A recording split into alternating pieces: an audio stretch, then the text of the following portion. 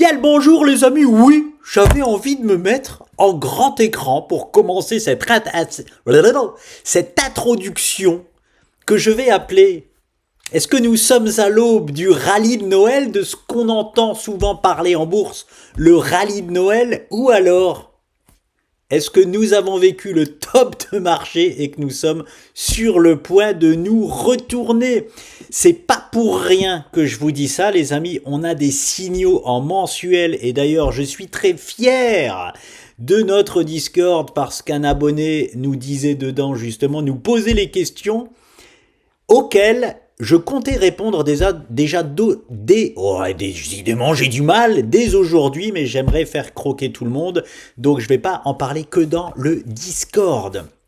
Mais bravo à toi, tu as vu des signaux très importants qu'il faut savoir repérer en bourse pour savoir comment calibrer justement son risque.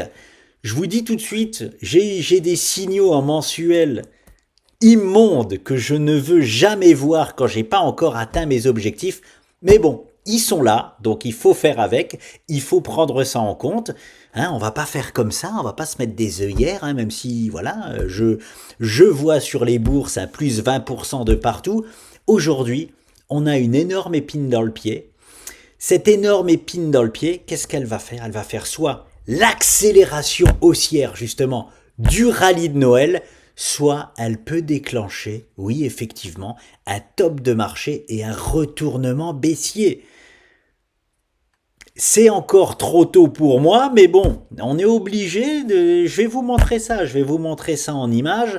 C'est pour moi l'un ou l'autre. Alors, quand je dis retournement baissier, top de marché, on a le doji mensuel qu'il faut. On peut très bien en faire un deuxième et du coup que ce top de marché, imaginons, ça signifie un top de marché, il peut se déclencher qu'en janvier. Mais bon, prenons pas le risque, il faut déjà tout de suite voir que ça peut se déclencher déjà au mois de décembre.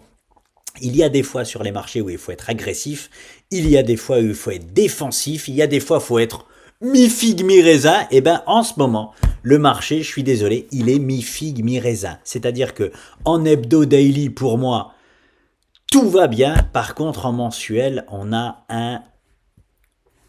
quelque chose qu'il ne fallait pas. J'analyse toutes les bougies mensuelles. Je vous disais la clôture du mois dernier, j'ai adoré parce que elle nous apportait rien, voilà. Et là, par contre, la bougie mensuelle de ce mois-ci, je n'aime pas du tout. Par contre, il n'y a pas que des mauvaises nouvelles. Comme je vous dis, le marché est mi-figue, mi-raisin. Ça veut dire forcément, il n'y a pas que des mauvaises nouvelles. D'ailleurs, sur le Bitcoin, en mensuel, il y en a une exceptionnelle, qui nous donne justement ce que l'on veut, qui nous donne justement un rebond probable de plusieurs mois. Un mois minimum, 2 mois, 3 mois niveau standard. Et comme j'attends une petite halte saison qui dure en moyenne 3 mois et demi, magnifique pour cet indicateur qui nous donne un petit coup de pouce. On le voyait déjà chartistement parlant, mais quand les indicateurs viennent nous donner des coups de pouce, eh ben c'est mieux. Ok, allez on y va, je me rabaisse tout en bas, ok, fini de voir ma grosse tête, c'est parti, on commence par notre bon vieux BTC. Alors je vais enlever tout ça, voilà, qu'est-ce que ça fait du bien. Je suis en mensuel, je vous lâche déjà la bombe haussière pour moi, la bombe haussière, c'est la toute première fois en plus que nous avons ça.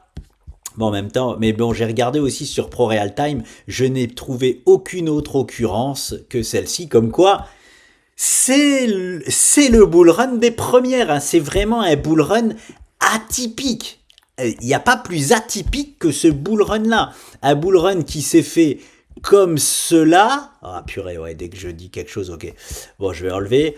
Un bull run qui s'est effectué comme ça, en hebdo, une jambe haussière, on consolide, une autre jambe haussière hebdomadaire, on consolide, et une autre jambe haussière et on reconsolide, c'est du jamais vu. Dans le monde de la crypto-monnaie, nous avons jamais vu un bull run comme celui-ci. Masse, hop, ok.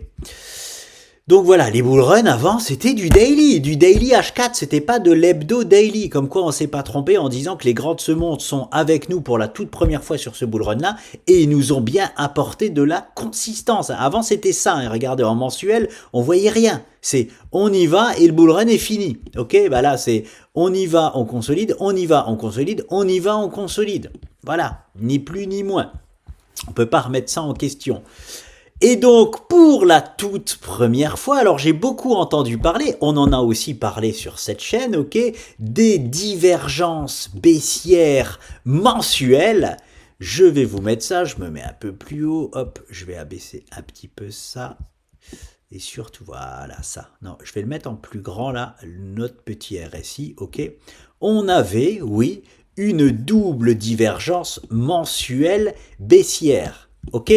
Standard, ce sont des divergences standards, c'est-à-dire là, on faisait ici des plus hauts, toujours plus hauts, et sur le RSI, on faisait des plus bas, toujours plus bas. Ok, divergence baissière, c'est vu comme le nez au milieu du visage, sauf que on peut toujours continuer, hein, on aurait pu faire un 4e sommet encore et continuer à nous faire une divergence, encore une 4e divergence baissière. Mais bon, là, c'est bon. En plus, elle s'est activée. On a eu un mois de novembre cataclysmique sur le Bitcoin, ok, comme sur les bourses. D'ailleurs, j'avais oublié ma deuxième, vous vous rappelez, pas la semaine dernière, la semaine d'avant, j'avais fait 2 prédictions, ça a été un 0 sur 2, ok, rebond du BTC au 92K, rebond des bourses, et non.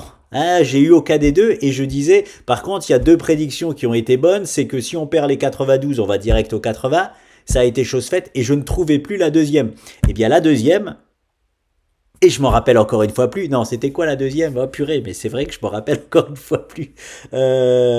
Si, c'était que on allait avoir un mois de novembre difficile, on pouvait avoir un mois de novembre difficile, ok? Eh ben on l'a eu. Ok, ce mois de novembre difficile, on l'a eu grâce à justement un doji hebdomadaire, un ravalement baissier, plus doji sur les bourses américaines principales qui pouvaient nous indiquer une correction de 2, 3, peut-être 4 semaines. Elle a duré 3 semaines, on a rebondi la 4e semaine. Ok, donc sur le rebond, je me suis trompé d'une semaine, mais un trader qui a raison trop tôt, eh bien il a tort, hein, il faut quand même le savoir. Parce que si j'étais passé en longue la semaine pile poil où je me disais il va y avoir un rebond cette semaine-là, ben mes longues, hein, ils ont souffert, forcément. Donc, même si on a rebondi la semaine d'après, je me suis trompé d'une semaine, on a bien rebondi, on peut dire ah ben t'as raison, t'as juste eu, tu t'es juste trompé d'une semaine. Oui, ben j'ai eu tort. Voilà, j'ai eu tort parce que le rebond, je l'ai vu une semaine trop tôt. Hein, voilà, il faut vraiment remettre les choses dans leur contexte. Donc, ici là, j'en reviens à mes moutons. Ok ? Regardez ce que nous avons en mensuel sur le BTC. Donc oui, nous avons des divergences baissières, mais nous avons la Rolls-Royce. Nous avons quelque chose d'aussi d'encore plus puissant que ces divergences baissières. Nous avons une divergence haussière cachée. Regardez-moi ça, le mois est clôturé, ici là, par rapport à ce plus bas, on est d'accord là, le RSI, je vais plus bas, ok, par contre, hop, j'enlève ça, sur notre bon vieux BTC, qu'est-ce que l'on voit ici, par rapport à ce plus bas là sur le RSI, ici, on est d'accord, on était plus bas, que ce soit en mèche, regardez la mèche, de mars, ici là, mars 2025. La mèche, je parle des deux. Normalement, c'est que les clôtures, mais je parle des deux pour être sûr, ok? La mèche est au 77 000 $. La mèche de notre mois-ci est au 81 000 $, à peu près à 100 $ près. Donc, la mèche ici est plus haute. Et les clôtures ici, la clôture ici s'est faite à 82 300 $. Et ce mois-ci, à 90 000 $. Clôture et mèche plus haute. Alors, je ne vais pas mettre un trait, sinon j'ai tous mes traits qui vont réapparaître. Mais ici, là, je peux mettre un trait haussier là pour dire que on fait un plus bas plus haut que celui-ci, ok, et notre RSI nous fait un plus bas que celui-ci. Mesdames et messieurs, je vous présente en mensuel la toute première divergence haussière cachée. Elle est cachée celle-ci. Pourquoi ? Je suis très content et j'insiste sur le mot caché. Parce qu'une divergence cachée est beaucoup plus puissante que les divergences standards. Voilà, donc on a bien des divergences baissières, standards, mais on a une divergence haussière cachée sur le RSI. Donc toutes les divergences baissières, on les prend et on les fout à la poubelle. En gros, quand on a une divergence cachée, c'est ça, il faut toujours privilégier la divergence cachée. Elle est beaucoup, beaucoup, beaucoup plus puissante. Hein, c'est ça. Comme elle est cachée, ben voilà, personne ne la voit. Bon, personne ne la voit, j'exagère, mais vous me comprenez. Donc ça, c'est une très très bonne nouvelle. Qu'est-ce que ça veut dire ? Est-ce que ça veut dire que ça y est, c'est parti to the moon ? Ben, vous voyez bien aujourd'hui qu'on corrige. Donc non, ça veut pas dire ça. Mais ça veut dire qu'on va avoir, si on se réfère que au RSI, et ce qu'il faut jamais faire, bien évidemment, on ne se réfère pas à un seul indicateur. Hein, moi, je parlais déjà d'un rebond du BTC qui peut durer plusieurs semaines, plusieurs mois. Avant, c'est l'indicateur RSI, on est d'accord ? Maintenant, il y a le RSI qui vient appuyer notre thèse. Si on se réfère que au RSI, oui, on peut se dire, on peut avoir 1 mois, 2 mois, au moins, au minimum, le minimum du minimum, c'est 1 mois. Bon, normalement, c'est plus, mais 1, 2, 3 mois de rebond et voire beaucoup plus. Ok, je vais pas rentrer là-dedans pour le moment. Moi, j'aimerais juste un rebond technique qui nous offre la halte saison. C'est tout ce que je demande au marché. C'est tout ce que j'attends au marché. S'il y a plus, tant mieux. Ok, tant mieux. On y reviendra, on le verra. Hein, mais on va déjà s'occuper de notre rebond aux 105, 110 000 $. Et vous allez me prendre pour un fou, mais je suis bien content qu'on corrige parce qu'on respecte parfaitement le marché, on respecte ce qu'on doit faire en hebdo daily. Donc là, c'est le mensuel, ok ? Il y a une chose géniale qui s'est passée en mensuel, on a une divergence haussière cachée sur notre bon vieux BTC. La bougie mensuelle ne nous apporte rien, ok ? C'est pas une bougie de rebond, c'est pas un marteau, c'est pas voilà. Donc la bougie mensuelle, par contre, elle est complètement standard, elle nous apporte rien. En tout cas, le mensuel ne nous apporte rien. Il nous apporte le RSI, c'est déjà pas mal. Je passe du coup en hebdomadaire, daily, et c'est tout. Je vais m'arrêter au daily, hein, ça suffit. Donc, je viens appuyer notre thèse en plus de rebond. Je ne vous l'avais pas montré non plus, le nuage Ichimoku hebdomadaire. Regardez-moi cette touchette absolument parfaite sur notre nuage Ichimoku. Alors, il faut savoir que niveau... Alors, tout le monde est déjà parti bearish, hein. Ok, là, regardez, je vous montre juste ça pour vous montrer que Ichimoku n'est absolument pas bearish. Hein, on est toujours haussier sur Ichimoku. Les cours sont rentrés dans le nuage, donc c'est quand on est dans le nuage, c'est on tergiverse. Là, la Genspan, elle est même pas rentrée encore dans le dans le nuage, pardon. Je viens juste, ça vient encore plus renforcer ma thèse, notre thèse à Sandy et moi, ok, où l'on voit, je vais pas le mettre, sinon on va encore tout avoir. Pourtant, j'ai effacé plein de trucs pour voir mieux, mais allez, je réenlève. Où l'on voit un rebond ici sur les, si on prend la mèche toute basse, on n'est pas du tout obligé d'aller retester la mèche toute basse, mais les 75 sur les 75, et à l'heure actuelle, hein, voilà, les 75, 81 000 $. Ok, retester le bas de cette mèche-là, en tout cas, ça vient solidifier notre niveau. Surtout que le nuage, là, c'est très important. On peut très bien passer sous le nuage au niveau des cours, mais il ne faut pas que la lag span vienne traverser aussi le nuage. Ok, sinon Ichimoku passe aussi baissier. Mais on a de la marge là sur la lag span, même si les cours descendent, regardez ça, aux 60... Allez, on arrondit à 74 000. Aux 74 000 $, on a notre lag span là qui viendra buter contre le bas du nuage et c'est un niveau clé de rebond. Donc même d'un point de vue Ichimoku, on a un niveau clé de rebond sur nos 81 000 $ qu'on est déjà venu tester une fois. Ok ? Je pars du principe qu'on doit, au niveau du dojisme, Je voulais montrer le rebond, j'ai fait exprès de faire des vidéos dessus en vous disant que le rebond pour l'instant au 92K, il veut rien dire. Et en plus de ça, je vous ai dit, et si on a un doji ici, ah bah là ça veut encore plus dire qu'on va revenir tester cette mèche-là, qu'on va revenir au moins tester une deuxième fois les 80 000 $. On est en train de le faire. Pourquoi? Ben, on a eu justement, alors je vous avais dit, si on a un doji, eh ben on l'a eu le doji. Hein, on l'a eu sur la zone et maintenant je vais faire réapparaître, mais voilà, c'est ici là, c'était la zone clé qu'il fallait récupérer, ok, on ne l'a pas récupéré et derrière ça on a fait deux doji immondes, hein, on a fait, je sais pas comment il s'appelle celui-ci, mais c'est, moi j'appelle, on peut pas appeler ça un marteau inversé parce que la mèche basse elle est trop basse, mais c'est la psychologie on va dire d'un porteur d'eau, je peux pas non plus dire ça parce que le corps il est pas parfaitement au milieu, ok? C'est ni plus ni moins la psychologie d'une bougie qu'on n'aime pas. Voilà, tout simplement. Hein.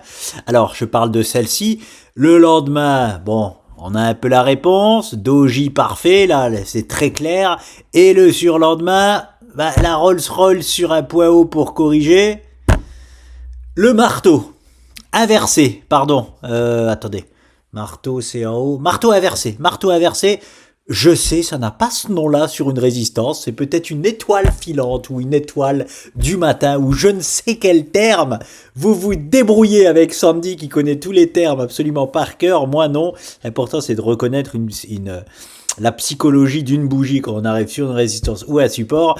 C'est baissier. Voilà. À court terme, c'est baissier. Hein. Ça ne veut pas dire qu'on va continuer à pumper. Donc, le doji a fonctionné. On a notre petite correction. Aujourd'hui, totalement standard. Voilà. Et de toute façon, on a le temps, on a discuté un peu avec Sandy, c'est très simple, on a des semaines, on a des mois devant nous, on a 3-4 mois pour moi devant nous, donc on a totalement le droit, tout comme nous avions fait, je prends un peu d'auteur, je vais ajouter un petit truc que Sandy aurait pu vous ajouter dans sa vidéo, il vous donne tellement d'infos que celle-là, il vous l'a juste tout simplement pas donné, parce qu'on n'a pas forcément besoin, mais lorsqu'on était ici aux 78 000 $, pour rappel, on est venu une fois, on a rebondi, on y revient une deuxième fois. Ok, bah là, on est venu une fois, on rebondit, on a le droit complètement d'y revenir une deuxième fois et même une troisième, pour tout vous dire. Donc, voilà, hein, on a le droit de proposer tout simplement une structure de retournement en daily. Nous sommes en hebdomadaire, ok? C'est un rebond qui peut prendre là le petit trait bleu que j'ai fait qui peut prendre plusieurs semaines à plusieurs mois. Donc on a tout à fait le droit et ce serait normal de proposer une structure de retournement en daily ici. Tout comme ici là on en a proposé en double bottom. Tout comme ici là, bon c'était une beaucoup plus longue structure de retournement. Là-bas c'était le mode réveil qui s'achève. C'était autre chose. Ok, c'était pas le même contexte mais là-bas on a fait carrément un biseau d'élargissement descendant. Bref, c'était tout autre chose. Ça ne sera pas aussi long. Hein, la figure là ne peut pas être celle-ci là-bas. Par contre, ça peut être une figure de retournement en daily. J'efface des choses, sinon c'est trop chargé. Voilà, tellement de choses que j'essaye d'effacer ça et c'est autre chose qui part. Ok. Bon. Voilà pour tout ça. Hein. On est en train là pour moi de proposer une structure de... Je m'attends à ce qu'on propose, à ce que le BTC propose une structure de retournement daily, hein, tout simplement dans cette zone-là, dans ce range. Allez, je vais le dire parce que je l'ai dit à Sandy et je ne l'ai pas dit là à l'image, hein, sur la chaîne. Pour moi, alors les gens disent qu'on est en bear market, pour moi on est tout simplement en range, je le répète, en range market et pour le moment, je dis bien pour le moment parce que je m'attends à ce que ce soit un range 75-110K. Je vous le dis, je m'attends à ce que le range soit ça. 75-110K pendant des semaines, pendant des mois. Ok, sauf que là, tout de suite, à l'heure où je vous parle à court terme, nous sommes pour moi dans un range 75-92. ni plus ni moins, c'est-à-dire, bon non, j'ai pas envie de renoter, un range sous cette résistance-là qui vient de nous, c'est celle qu'il fallait pas perdre, les 92K. Donc maintenant, ça nous renvoie dans les cordes, c'est normal. La résistance-là, des 92K et le support des 76K. Voilà, à peu près. On va voir à quelle profondeur il nous fait ce range. Pour l'instant, il nous fait ce range aux 80 000 $. Je m'attends à ce qu'il aille même toucher les 75. Il peut très bien nous faire le range 75-92. Mais oui, ça peut être aussi 80-92 le range. On va voir. Pour l'instant, je mets 75-92.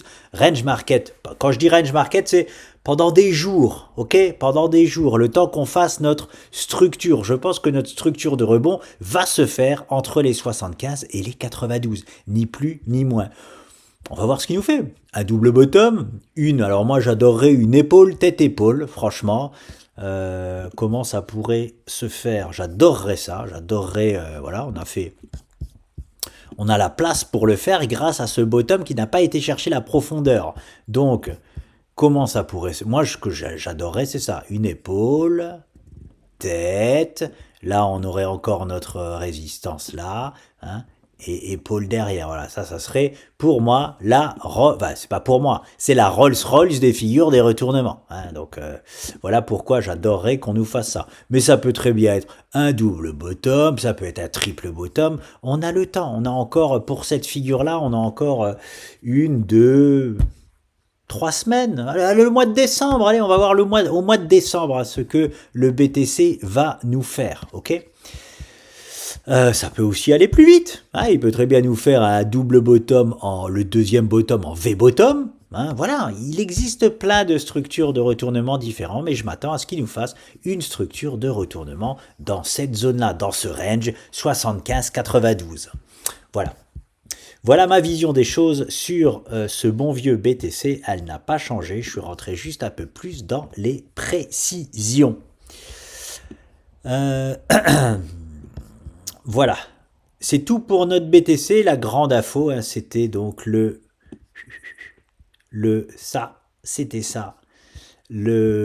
divergence haussière cachée, je le répète, qui vient contrarier absolument toutes les divergences baissières. Alors, je ne me suis pas trompé, divergence haussière cachée, qui vient contrarier toutes les divergences baissières de tous ceux qui disent tout est fini depuis le début, ça y est, c'est le bear market, ça y est, blablabla. Même le bear market...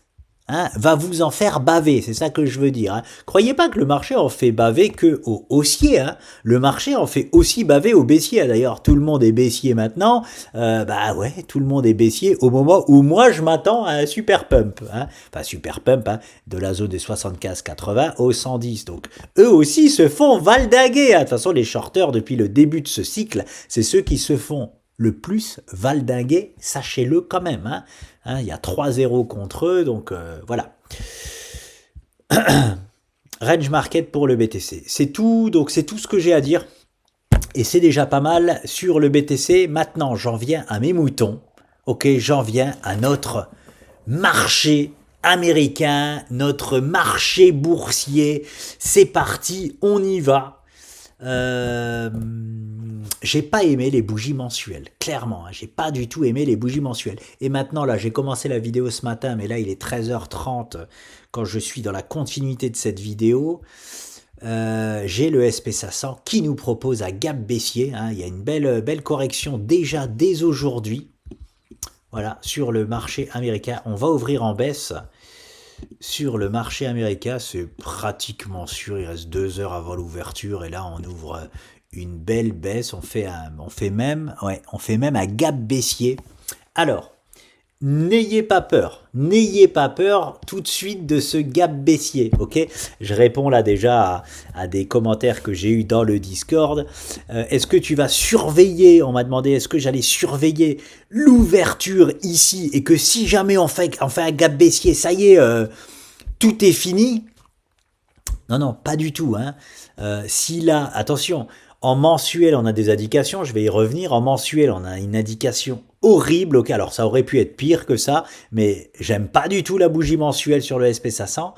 On ouvre là avec un gap baissier en daily, on le voit pas ici, hein, c'est normal, hein, j'ai les cotations hors cotation, mais hier ça a clôturé. Non, je vais basculer sur Pro Real Time, ça sera plus simple pour vous, comme ça vous verrez tout.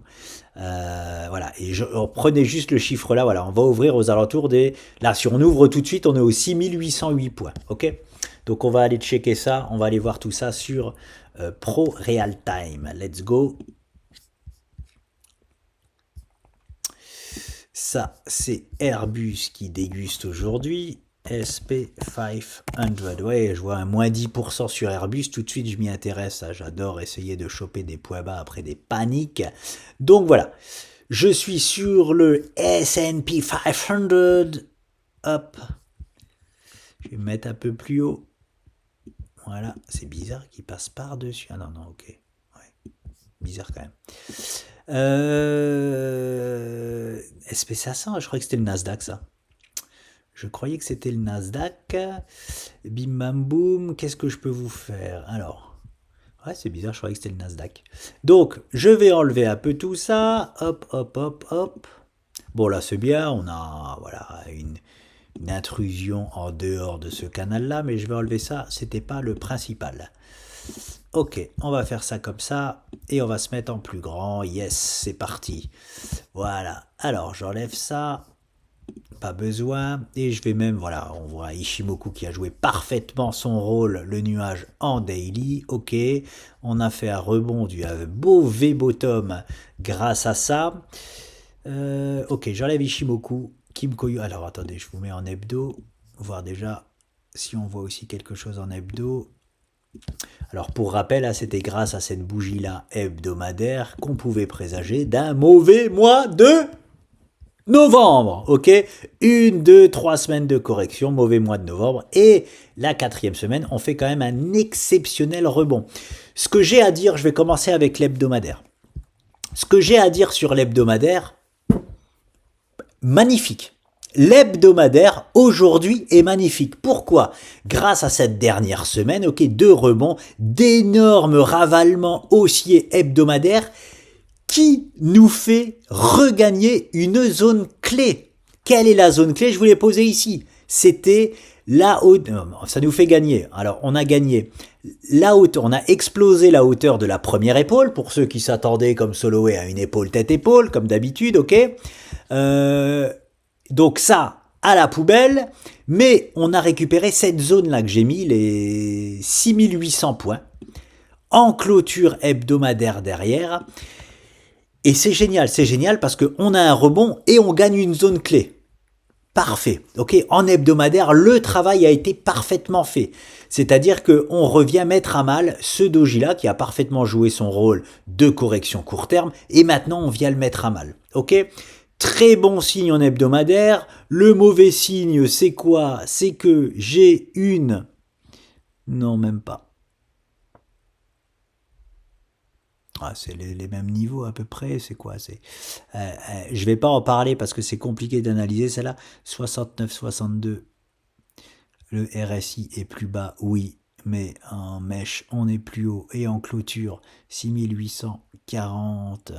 6849, on est plus haut en clôture, bah, c'est compliqué. On pourrait dire qu'on a une divergence baissière, enfin, mais elle est complexe quand même, elle est complexe. Déjà en mèche, c'est non, il n'y en a pas, mais en clôture, on en a une, c'est-à-dire qu'on fait un plus haut là, mais sur... Alors, attendez, qu'est-ce que je dis comme bêtise, attendez. Clôture, 6849. Clôture. 6840. Ok. Clôture, 6000, encore en dessous. Ok, donc en clôture, 6840, 6849. Ok, donc là, ça se voit pas, mais c'est fou, on a clôturé plus haut. On a refait un plus haut en clôture que celui-ci. Donc on a un plus haut, mais c'est vraiment... voilà, visuellement ça se voit pas, il faut vraiment analyser les chiffres. Plus haut et j'ai un plus bas au niveau du RSI. Si, oui, il y a une possible divergence baissière. Standard, pas cachée, hein, celle-ci. Hein. On en avait déjà une avant. Ok. Ouais, il fait comme le BTC en fait. On a fait plus haut là, et là on a refait encore un plus haut, et là le RSI il diverge parce que il nous fait plus bas et plus bas. Ok?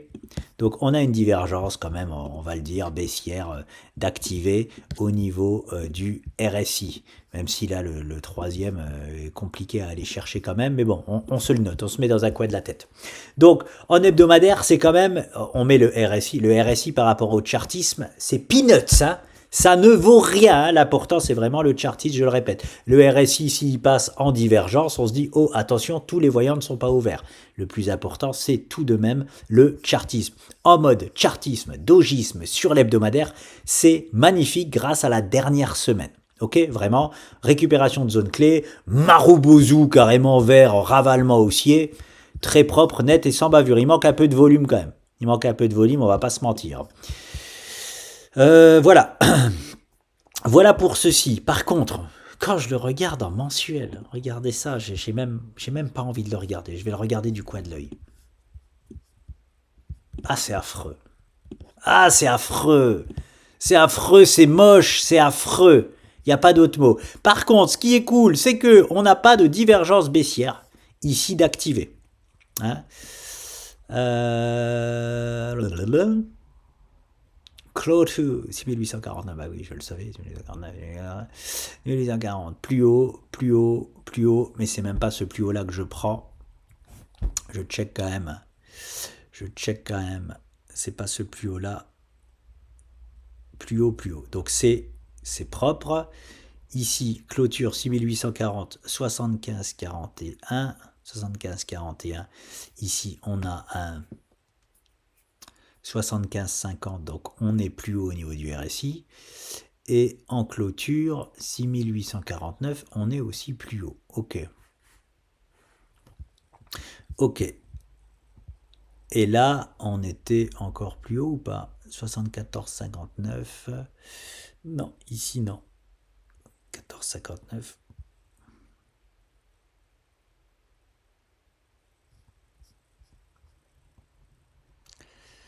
74,59 et là 75, on est plus haut. Non, non, si, c'est juste. Excusez-moi, hein, je suis en train de checker en direct. Plus haut, plus haut, plus haut, plus haut. Non, c'est nickel, en mensuel, c'est nickel. Pas de divergence au niveau du RSI baissière. Par contre, bon, hein, je fais pas, là je parle beaucoup du RSI alors que c'est pas du tout. Hein, enfin, c'est beau, ça a très peu d'importance hein, pour moi.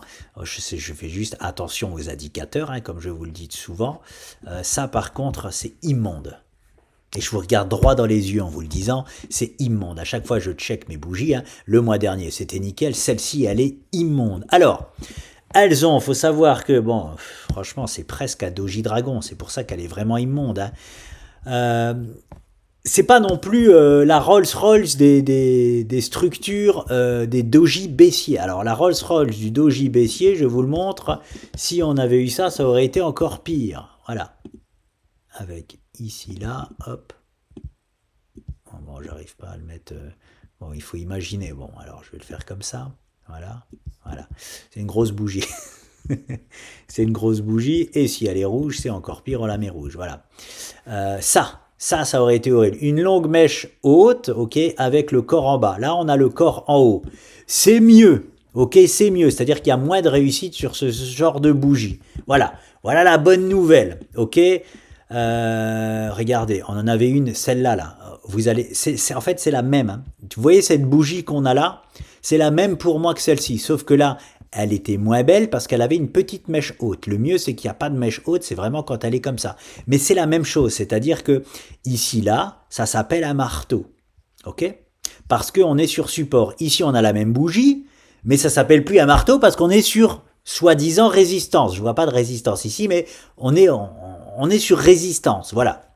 Donc ça n'a pas un marteau, ça s'appelle une étoile filante ou j'en sais rien, ça change de nom. C'est pour ça que je vous dis, je m'en fous des noms, ok. Mais ici là, on est content de l'avoir parce qu'on chute et ça stoppe la chute. C'est une grosse bougie de rebond. On voit parfaitement derrière, magnifique ce qui s'est passé, ok. Par contre, on n'aime pas voir ça quand on est en train de monter, ok. C'est des bougies d'inversement de tendance. C'est pour ça que je suis absolument pas content de cette bougie mensuelle. Du coup, je vais aussi répondre à la question, qu'est-ce que je fais de ce genre d'informations? Alors, pour vous dire, je suis pas content. Pourquoi? Parce que j'attends une zone. Alors, ici, je vais la mettre au pif, ok? Vous connaissez la zone, elle est tracée sur TradingView, pas ici, mais je vais vous dire, bon, on sait que c'est à peu près plus 20%, donc je vais faire comme ça. Non, je crois que c'est moins quand même sur les bougies. Allez, on va dire que c'est les 8000 points, voilà. Donc je vais aller sur les 8000 points. J'ai un objectif clair et net, aux 8000 points. Je vous dis ça, c'est peut-être pas les 8000 points, ok? Bon allez, vous me faites aller voir, je vais aller voir c'est quoi les objectifs sur le SP500. Voilà, allez, j'y vais, ils sont là. Oui, ça n'a rien à voir. Ah oui, mais c'est pas pareil. 7422 points, parce que c'est pas le même SP500. Voilà. Donc je vais juste prendre par rapport au plus haut. Ça fait combien? Ça fait que 8% de hausse. Ok, donc je vais. Oui, c'est les indices français en fait, les indices européens qui ont plus de marge que les indices américains. Donc ici, je me mets, hop, 8% de hausse, voilà, ici là, hop, mince. Ici là, j'ai un objectif clair, donc aux 7400 points, oh, bah, c'est ça, c'est pareil, c'est pareil. Finalement, c'est pareil. J'ai un objectif ici, ok, de prise de bénéfice mensuel. Si j'avais eu cette bougie-là, purée, je me frotterais les mains. Je dirais, c'est bon, tout est fini, ça part par terre, blablabla. Mais là, j'ai pas atteint mes objectifs. Ok, on n'a pas atteint les objectifs que le marché lui-même nous a annoncés. Hein, c'est pas mes objectifs personnels que je me suis fixés, c'est les objectifs que le marché nous a annoncés. On est quand même loin avant. On vient de casser quelque chose en plus à la hausse qui fait qu'on peut accélérer. Donc, on est quand même loin devant. Donc, si j'avais eu cette bougie-là, je serais très content, mais je l'ai largement avant. 8% sur un indice, c'est énorme, ok? 8% sur un indice, c'est énorme. C'est par exemple quand ça se passe à la baisse, ils en appellent ça une correction de marché. Donc, mais j'ai cette bougie ici, donc je suis pas content. Donc qu'est-ce que je fais quand même? Je m'adapte à ça. C'est-à-dire que je prends moins de risques, moi qui étais en risque maximal sur mon portefeuille en long, pour mon Big Long 2025, hein, souvenez-vous, eh ben je vais réduire mon risque. Bon, en même temps, on arrive au mois de décembre, donc l'année 2025 se finit. Donc le Big Long 2025, c'est normal qu'il se finisse, mais je vais adapter mon risque. Comment j'adapte mon risque? Soit je rapproche mes stop-loss, hein, c'est-à-dire soit je remonte mes stop-loss pour, par exemple, si j'ai une action, ben, je vais prendre l'exemple ici, même si c'est le SP500, je vais me prendre ici, je vais me mettre en hebdomadaire, comment je m'y prends, hein, vous allez avoir en toute transparence. Si je commence à voir, hein, c'est en daily que je suis les actions, hein, c'est en daily. Ici, je suis en hebdo, mais faites comme si on était en daily. Ici, j'ai une structure, par exemple, hein, j'ai une possible épaule, tête, bon, c'est plus épaule, mais on est en train de former peut-être à double top, on va dire, ben si jamais on commence à casser ce niveau-là à la baisse, boum, je sortirai de mon action. Comme ça, je ne rends pas au marché tout ce que j'étais en train de gagner jusque-là. Ok? Première manière de fonctionner. Deuxième manière de fonctionner, carrément, si sur certaines actions, on n'est pas loin de nos objectifs, voilà, je me mets en, imaginons, je suis encore en daily, mes objectifs sont là-bas parce que je fais que du suivi de tendance en daily, hein, sur en bourse, pardon, c'est du vrai trading que je fais, mais swing trader daily, des fois de l'intraday, mais le plus souvent, le gros de mon trade, c'est des swing daily. Chaque jour, je vais suivre tout simplement la tendance et voir si je commence à avoir une structure de retournement, ne serait-ce qu'en une heure, ou même en daily, ou si je vois que à un moment donné, j'ai une bougie hebdomadaire ou une grosse bougie daily qui m'annonce un ravalement baissier, stop la tendance, maintenant elle part à la baisse, boum, je sors de position. Vous voyez ce que je veux dire? Ni plus, ni moins. Voilà. Sinon, on peut encore carrément réduire son risque, c'est-à-dire je suis pratiquement sur objectif. Bon, j'aime pas faire ça, mais bêtement, je peux alléger ma position. Voilà. Ou si j'ai des positions à jeu qui n'ont encore rien donné, et j'avais pris un risque de 1% par trade, bon, moi je prends des risques des fois de 2-3% sur un trade, et ben je vais le réduire de moitié. Voilà comment je gère ces périodes-là. Il y a des périodes où il faut être hyper agressif. Et là, aujourd'hui, malheureusement, en hebdo, daily, tout va bien, mais en mensuel, voilà, en mensuel, je peux pas faire comme si de rien n'était, donc je vais rentrer en mode gestion de portefeuille moins agressive, tout simplement. Est-ce que du coup je quitte le marché? Non. Hein, ça, c'est ce que j'aimerais faire quand on atteint parfaitement mes objectifs partout. Marché européen, marché américain. Là, je quitte partout. Je repasse en cash. J'attends de voir ce qui se passe, ok? Parce que bon, très souvent, si ce n'est tout le temps, il se passe quelque chose de grave en bourse et dans le monde. Et du coup, voilà, hein, on est bien en cash, quoi. Mais je repasse pas cash juste parce que j'ai des dojis mensuels, voilà, j'ai besoin d'attendre des confirmations, ok, de renversement haussier. Donc voilà comment je m'adapte par rapport à ça. Le Nasdaq, regardez, c'est la même chose. En pire, je trouve, parce qu'on n'a pas récupéré de zone clé. Voilà, ben je l'avais mis ici. On a le super pump, ok. On a annulé potentiellement l'épaule, tête-épaule déjà. Mais la zone clé, c'est ça. Pourquoi c'est la zone clé? Parce que c'est le gap de rupture baissier, ok, on ne l'a pas regagné. Sur le SP500, on l'a regagné, le Nasdaq, non. Voilà. Donc là, on a un beau rebond, mais pour l'instant, qui signifie rien sur le Nasdaq. Donc c'est pire que le SP500, je trouve. Par contre, on a le Dow Jones. Le Dow Jones, ça, c'est génial. Alors, c'est lequel que j'analyse? C'est le G2, il me semble. Eh ben non, c'est pas celui-là. Si, c'est celui-là, je l'ai tracé, voilà, regardez, les objectifs sont déjà tracés sur le G2, on est à mi-chemin, vous voyez, on est à mi-chemin, il me manque encore un pump sur ces actifs-là, en mensuel, voilà, en mensuel c'est pareil, on a fait un genre de porteur d'eau, je crois pas que c'est celui-là que j'ai l'impression que j'analyse un autre, mais bon, même celui-ci, bon, celui-ci, non, ça va, franchement, le doji là, ça va. Il est pas, je le trouve pas dangereux. Et c'est le G2. Le G2, c'est pas mal du tout. Hein. Le G2, ça englobe le marché américain, européen en même temps. C'est un très bon indicateur aussi. En hebdomadaire, pareil, on a eu un superbe ravalement haussier sur notre G2. Là, boum, on corrige et là, on remonte tout et on remonte sur les plus hauts historiques. Ok. Là, étrangement, il est légèrement à la hausse alors que j'ai le CAC, il me semble, qui corrige. Le SP500 qui ouvre avec un gap baissier. Enfin, ça va ouvrir dans le rouge, hein, je vous le dis déjà, aujourd'hui. Et c'est pas grave, je vais y revenir. Donc sur le G2, pareil, l'épaule, tête, épaule, déjà poubelle. Hein, on n'est plus là-dedans. Hein, dans le pire des cas, on est en train de faire un double top. Donc affaire à suivre. Mais pour l'instant, l'épaule, tête, épaule, des shorters, c'est poubelle. Ils se sont tous fait prendre par cette épaule. Enfin, en tout cas, ceux qui ont shorté la hauteur de la première épaule, terminé. Emballé, c'est pesé. Les trades sont perdus par rapport à ça. S'ils avaient tradé les indices. Qu'est-ce que je peux dire d'autre? Bon, en fonction du stop, non, pas obligé de perdre. S'ils jouent des ravalements haussiers, ils peuvent mettre des stops au-dessus des plus hauts historiques carrément. J'exagère un peu. G2, CAC 40. Allez. CAC 40, pareil, horrible. Horrible bougie mensuelle. Regardez-moi ça. Elle est là. Elle est là. Ok? Horrible. Sur zone de résistance, c'est horrible. On va pas se mentir. Un parfait doji, je répète, horrible. Et là, je suis sur le CAC 40.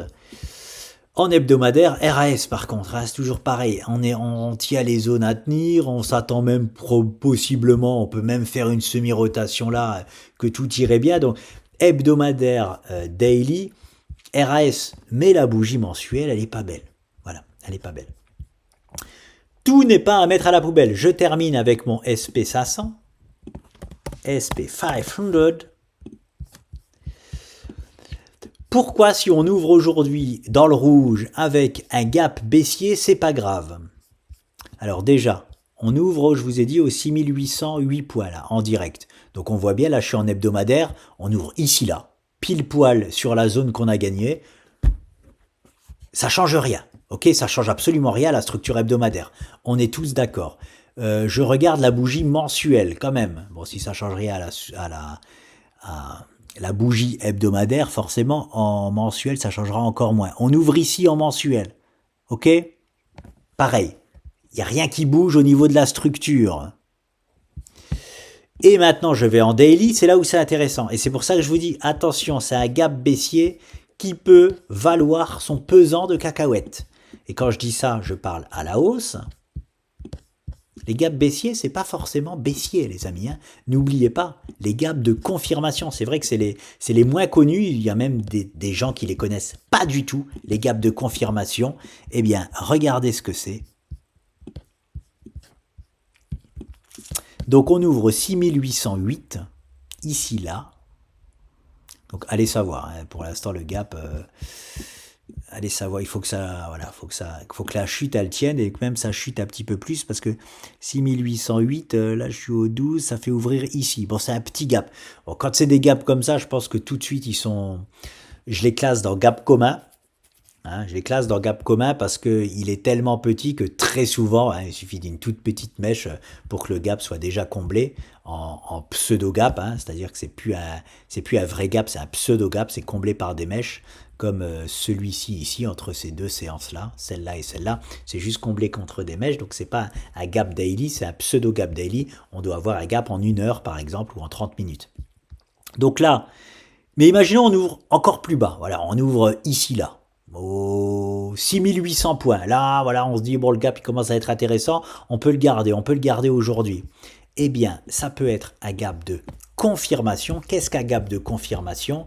C'est on crée un gap baissier, ok, je vous le montre ici, là, voilà, je vais le mettre en rouge, on crée un gap baissier, on se dit, ah là là, c'est terrible, gap baissier, tout est fini, et finalement, j'en ai eu un là, j'en ai eu un sur une de mes actions d'ailleurs, je pouvais vous montrer un exemple, mais on est monté là, ok, on fait un gap baissier, et là, bizarrement, hop, dans 2-3 jours, par exemple, cette semaine, on recommence à monter. Hein, on fait une belle séance baissière, même 2, et après-demain, on va dire mercredi, boum, on remonte. Ce sera dans ce cas-là un gap de confirmation, et qu'est-ce que ça indique? Ça indiquera ça. Ni plus, ni moins que ça, les amis. Ok? Donc, si aujourd'hui, et là je réponds directement à un ami dans le Discord, si aujourd'hui, on a un gap baissier, c'est potentiellement pas grave du tout, et c'est potentiellement même peut-être très bien, ok? Les gaps, impossible de savoir exactement ce que c'est quand ça se produit. Il va falloir rentrer dans l'analyse, parce qu'un gap déjà, s'il est comblé au bout de 5 séances, c'est un gap commun, ok? Là, le gap, vu comment il se dessine, c'est probablement soit un gap commun, soit un gap de confirmation pour moi, on verra ça. Ça ne peut pas être un gap de rupture, le gap de rupture, on l'a déjà eu en hebdomadaire, ok? Et là, on l'a regagné. Ici, placé ici, ça peut pas être un gap de rupture. Ok? Donc déjà, ça c'est très bien. Voilà. Voilà ce que j'avais à dire par rapport à ce gap-là. Parce que c'était une question très bien posée et bien précise. Hein. Voilà. Qu'est-ce que je peux vous dire d'autre? Quand les marchés tergiversent, vous savez, j'aime bien quand toutes les planètes sont alignées. Mais aujourd'hui, toutes les planètes ne sont ni alignées pour la hausse, mais les planètes ne sont pas non plus alignées pour la baisse. Ah, il y a des majeurs, dans les 7 fantastiques, regardez, quand je vais vous montrer 2 des 7 fantastiques, j'ai quoi? Alors Tesla et Nvidia, c'est catastrophique, par exemple, en mensuel, donc pas la peine de vous les montrer, c'est comme le SP500 par exemple, mais on a Meta,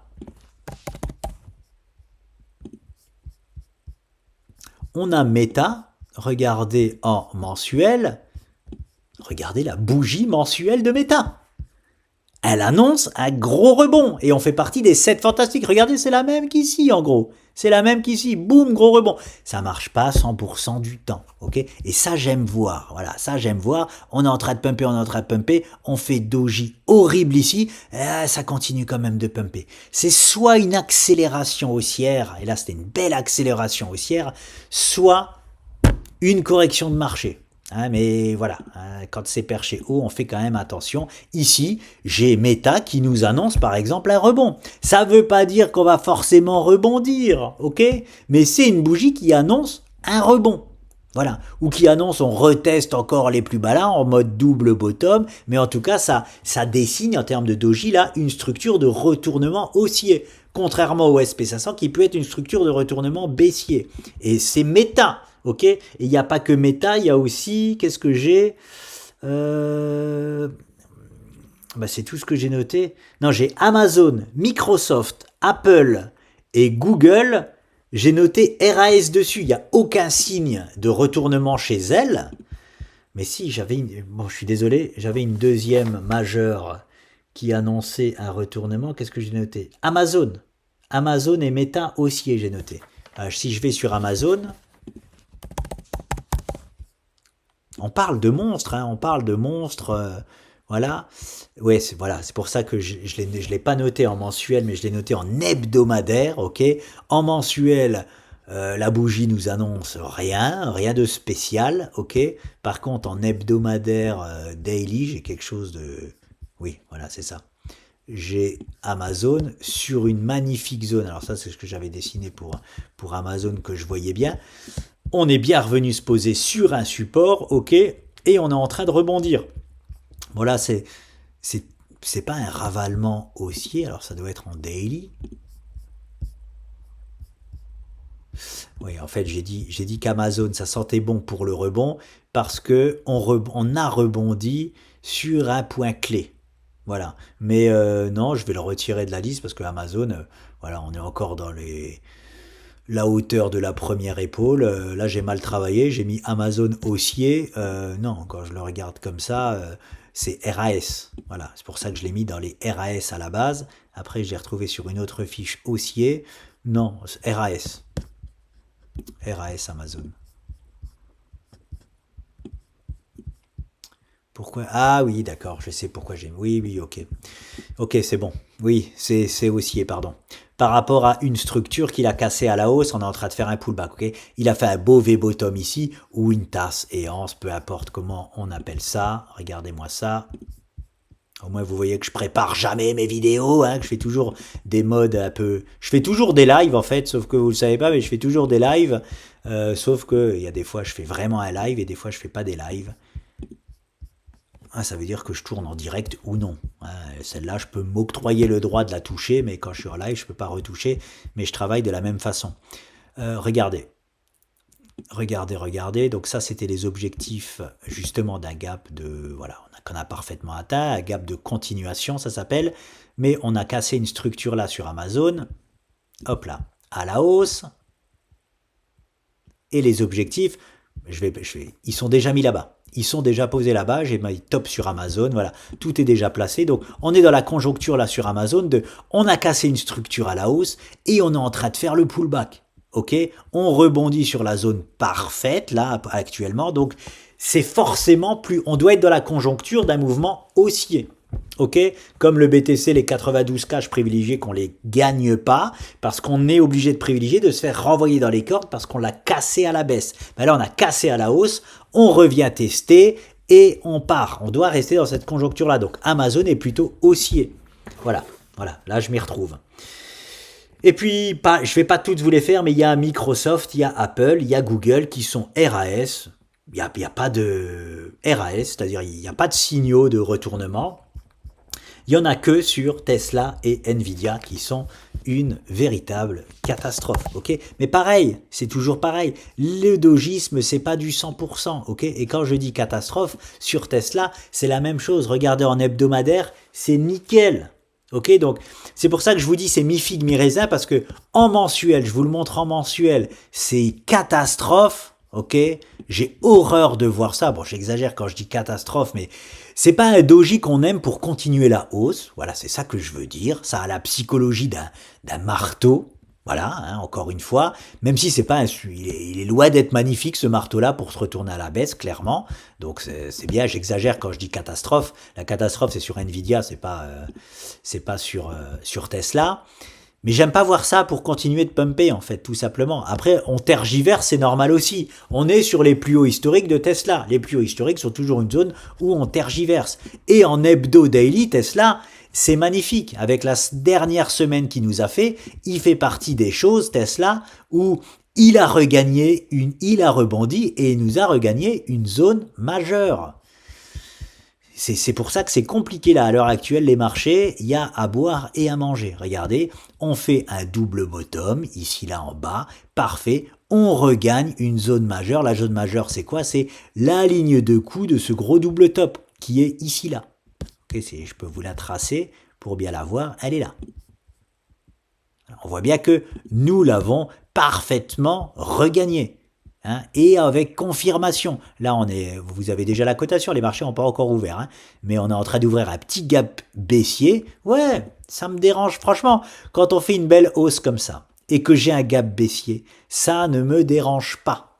Mais pas du tout, parce que ça peut s'inscrire parfaitement dans un gap de continuation, je le répète. Par exemple, ici, hop, ça donnerait ça et ça. Voilà, et comme par hasard, voilà, je vais me mettre à peu près où le gap a lieu. Il a lieu à peu près ici, là. Comme par hasard, ça nous indique les plus hauts historiques, encore une fois. Voilà, donc le début de semaine va être vraiment hyper intéressant. Et puis de toute façon, aujourd'hui, c'est demain, les amis. Hein. Il me semble que c'est demain. Il me semble que notre ami Jérôme Powell parle cette nuit à 3h du matin, à 20h, je crois, aux États-Unis. Et donc chez nous, c'est à 3h du matin, 2-3h du matin, je sais pas, on s'en fout. On a le résultat mardi. Ok ? De cette prise de parole de Jérôme Powell. Et si jamais, je vous le dis déjà, si jamais il y a un soupçon de... C'est pas question, est-ce qu'il va dire quelque chose qui va être une bonne nouvelle ou une mauvaise nouvelle? Je vais vous dire une connerie. Il va pas baisser les taux, par exemple, demain, là, ce soir à 20h, heure des États-Unis, il intervient, il va pas dire je baisse les taux ou je monte les taux. Non, ça c'est le 9-10 décembre, je crois, ou en tout cas 8, 9, 10 décembre, c'est dans cette zone-là. Par contre, si jamais il donne une illusion que les taux vont bien baisser le 9-10 décembre, ça je vous le dis tout de suite, gap de confirmation et on part to the moon. Voilà. Si par contre, à l'inverse, il commence à laisser entendre que il n'y a pas de baisse de taux le 8 et 9 décembre, pardon, ou 10 décembre, à peu près le 9 décembre, là, on va corriger à court terme. Ok ? C'est aussi simple que ça. Il tient tous les investisseurs un peu en haleine avec ceci. Ils veulent leur troisième baisse de taux, donc tout le monde ne sera pas content. Et après, ça sera au prochain round. C'est-à-dire que là, il y a un round hyper important déjà ce soir aux États-Unis. Et le prochain round, ce sera la révélation, le 9 décembre. Donc s'il y a une bonne news là, c'est-à-dire la bonne news ici, c'est il laisse entendre que les taux peuvent baisser. Ok ? Ça va continuer pour moi de pumper, ni vu ni connu. Et le 9 décembre, si les taux baissent, et ben là c'est parti. On fait notre rallye de décembre, on va taper nos objectifs, on n'en parle plus. Hein, c'est tout le mal que je nous souhaite. Et si par contre, là, il laisse entendre que non, et que le 9 décembre, il confirme qu'il n'y a pas de baisse des taux, eh ben, on sera très probablement sur un top de marché, ni plus ni moins. Ah, je déteste me fier, je ne suis pas un fondamentaliste, je déteste me fier au fondamental. Normalement, presque toujours, les graphes anticipent les nouvelles, même si on peut même savoir à travers nos graphes si elle va être bonne ou mauvaise. Mais là, vous voyez bien que graphiquement parlant, j'ai à boire et j'ai à manger. Donc là, franchement, j'en sais rien, j'ai envie de vous dire. J'en sais rien. En hebdo daily, tout va bien, mais en mensuel, attention, on a des freins. Les freins, ils peuvent vite sauter.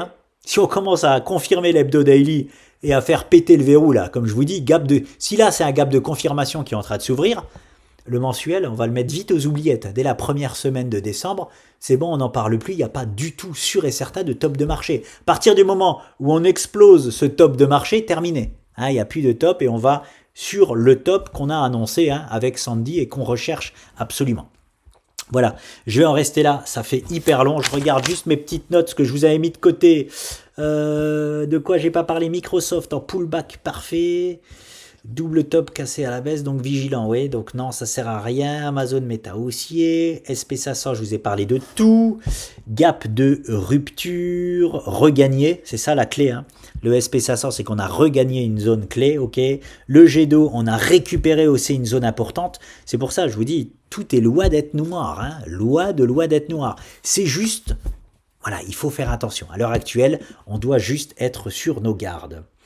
Et le Nasdaq c'est le mauvais élève en fait, c'est le seul qui par rapport au G2 et au SP500 qui a rebondi mais qui n'a pas gagné une zone clé encore.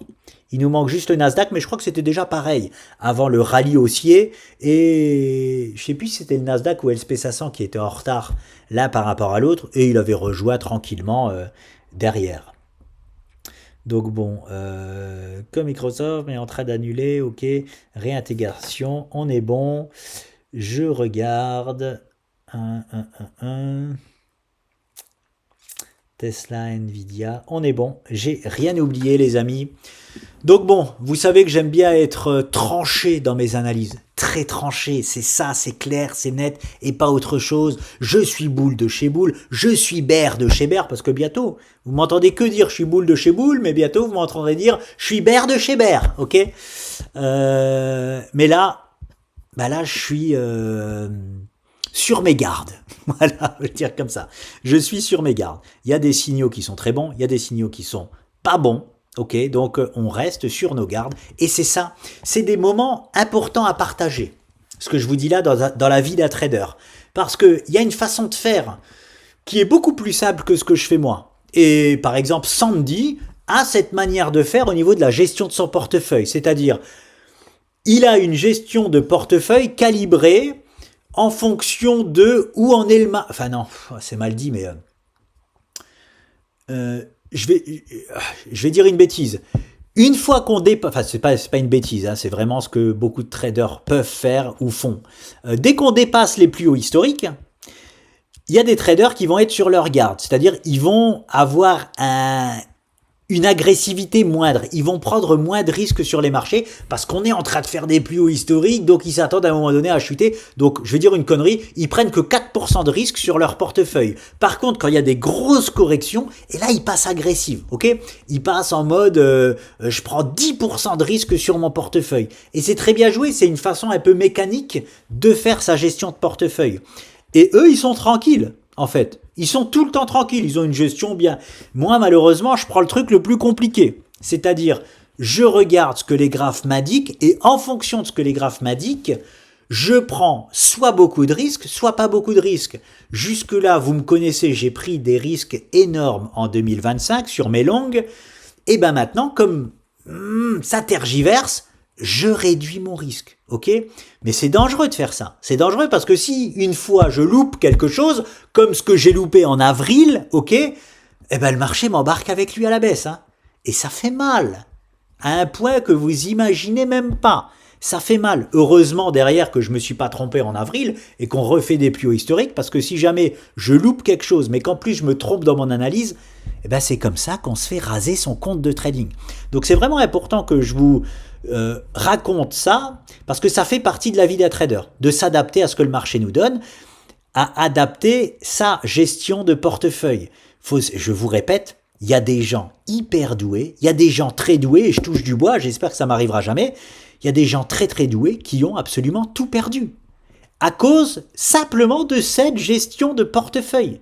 C'est hyper important de comprendre ça. Comme pareil, le meilleur joueur de poker du monde, s'il joue l'intégralité de sa bankroll c'est de son argent dédié au poker, s'il joue l'intégralité de sa bankroll sur un cash game ou sur un tournoi, croyez-moi, il a beau être le meilleur joueur de poker du monde, il sera rasé, il finira à zéro, parce que c'est une mauvaise gestion de son portefeuille.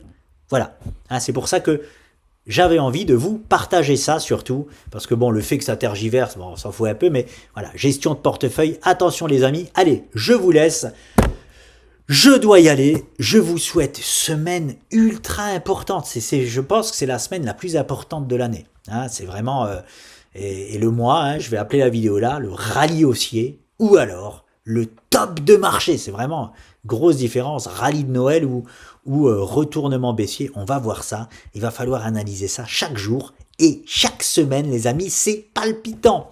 Faites attention à vous si vous êtes sur les marchés, ok, je rappelle pour ceux qui veulent se former, on a créé, allez déjà, on a créé 2 formations, ok, il y en a une qui coûte cher, c'est la vraie formation, ok, et il y en a une qui coûte presque rien sur le dogisme, Donc n'hésitez pas, si vous voulez faire vos compétences sur... Alors attention, la formation sur le dogisme, c'est du pur dogisme, ok? C'est purement là ce que je vous enseigne sur les dojis que je viens de vous montrer en mensuel, en hebdo, en daily. C'est comment se servir de ces dojis-là pour les intégrer à notre trading, nous en servir pour éviter des situations très déconcertantes. Voilà, j'espère que c'est le bon mot, je sais pas. Voilà, petit rappel pour vous. Je vous laisse les amis, on se retrouve avant la fin de semaine. Alors je vais faire mon live jeudi ou vendredi. Voilà. Allez, je vais le dire. Je vais faire mon live vendredi. Voilà, je vais faire mon live vendredi normalement. Je ferai une annonce la veille comme d'habitude. Pour ceux qui sont abonnés, vous aurez la petite clochette sûrement ou la petite annonce comme quoi je ferai mon live. C'est toujours entre midi et 14h. C'est vers 13h. Hein. Une demi-heure près, c'est vers 13h, mais vous aurez toutes les informations. Voilà les amis, j'avais eu une question par rapport à ça. Vous ne pouvez pas parler dans le chat en live si vous n'êtes pas abonné. J'ai déclenché quelque chose, mais il n'y a pas besoin d'être abonné de longue date. Vous avez juste celui qui veut parler. Bah, je dis ça, mais bon, je pense que si vous regardez cette vidéo-là, vous êtes abonné. Mais si vous regardez cette vidéo-là, que vous n'êtes pas abonné, vous pouvez aussi participer au live. Vous pouvez juste pas parler dans le chat. Donc, soyez pas étonnés si je suis pas en train de vous... Il y a des gens qui pensent que je mets des commentaires de côté. Pas du tout. Hein. Je mets aucun commentaire de côté. Tout est... Je peux même pas le faire parce que je mets jamais ce réglage-là. C'est-à-dire que n'importe qui est là en live, il peut dire ce qu'il veut. Pour l'instant, ça se passe très bien. Le jour où je vois qu'il y a des gens qui viennent pour dire n'importe quoi, peut-être que je mettrai des paramétrages pour empêcher ça. Mais il y a juste à s'abonner à la chaîne pour pouvoir mettre des commentaires en chat. Et si vous avez juste envie de voir le live sans mettre de commentaires dans le chat, il n'y a même pas besoin de s'abonner. Voilà, hein. C'est pour vous dire que je suis pas en train de vous dire hey, abonnez-vous, abonnez-vous. Non, non, pas obligé. Mais si vous voulez parler dans le chat, là, forcément, il faut s'abonner. Et même un abonné d'1 seconde pourra parler dans le chat. C'est instantané. Voilà, je peux vous le dire, c'est instantané. Parce que pareil, on peut mettre des paramétrages. Non, il faut être abonné de longue date. Non, il faut être abonné depuis 1 semaine, 1 mois. Non, non, c'est vous êtes abonné dans la seconde et vous pouvez parler dans le chat. Voilà, pour répondre aussi à ça. Je vous laisse, les amis. Faites gaffe à vous sur les marchés. On se retrouve très vite pour un live. Ciao!